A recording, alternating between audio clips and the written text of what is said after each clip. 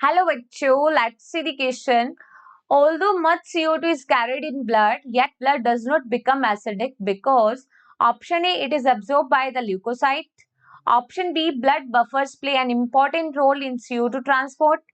Option C, it combined with water to form carbonic acid which is neutralized by NaCO3. And option D, it is continuously diffused through tissue and is not allowed to accumulate. देखो question में हमें लिखा है कि बहुत ज्यादा CO2 carried की जाती है ब्लड के द्वारा, बट स्टिल ब्लड का जो एसिडिक नहीं होता इतना, इसका कारण क्या है?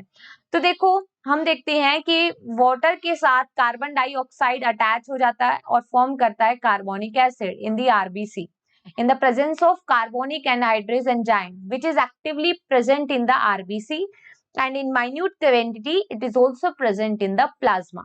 अब ये जो कार्बोनिक एसिड फॉर्म हुआ है ये अनस्टेबल होता है और ये इजिली ब्रेक डाउन हो जाता है कार्बोनेट आयन, बाइकार्बोनेट आयन में और H+ आयंस के अंदर। और ये जो बाइकार्बोनेट आयंस होते हैं ना, ये क्या काम करता है?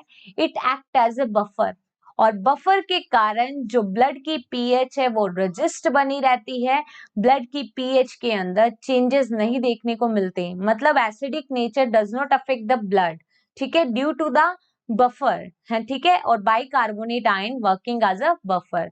तो देखो ऑप्शन बी में लिखा है blood buffer play an important role in CO2 transport. So here B is the correct answer. Best of luck.